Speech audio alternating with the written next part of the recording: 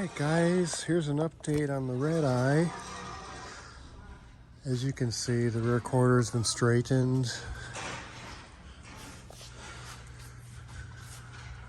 New pieces in the back, the trunk's been straightened.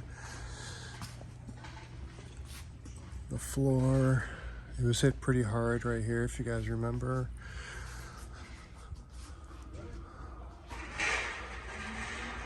Always looks horrible before it looks better, but here it is.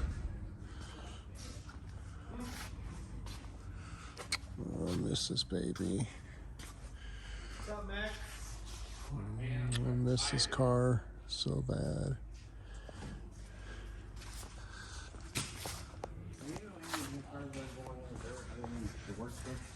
There you go, Lead Audio and Customs, South Decatur in Las Vegas. There's my Redeye. You know, backward going in.